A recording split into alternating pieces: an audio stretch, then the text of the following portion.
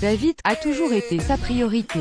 Pour le protéger de la ferveur des médias et du bruit du show-business, Sylvie Vartan est allée jusqu'à quitter la France et s'exiler avec lui aux États-Unis, alors qu'il n'avait que 7 ans. « Moi, je dois fuir la France pour protéger mon fils, notre intimité et notre paix », a expliqué Sylvie Vartan dans son livre intitulé « Maman ».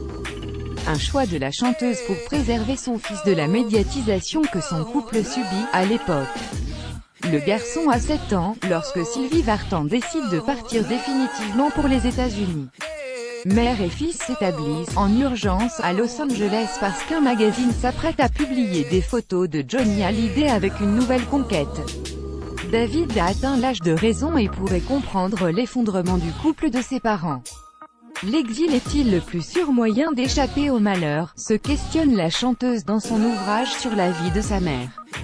Même si elle a tout fait pour que son fils grandisse auprès de son père, Sylvie Vartan choisit d'éloigner cet enfant unique, pour l'élever, en dehors du tourbillon de la célébrité. Bien plus tard, Nathalie Baye prendra la même décision et Laura Smet devra partager son enfance entre Saint-Tropez et la Creuse.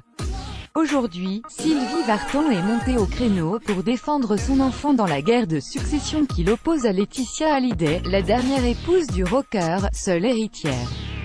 Sur le plateau de 19h, le dimanche, elle a confié que son fils était un homme meurtri et blessé après la mort de son père.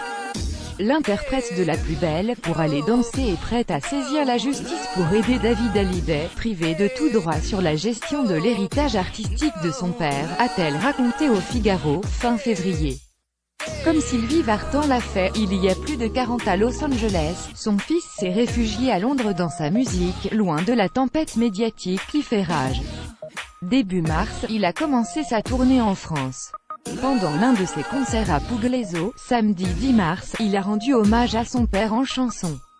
Avec tendresse, il lui a dit « Je t'aime » et « Je ne t'oublierai jamais », puis de la main, lui a envoyé un baiser vers le ciel. Crédit photo, Best Image.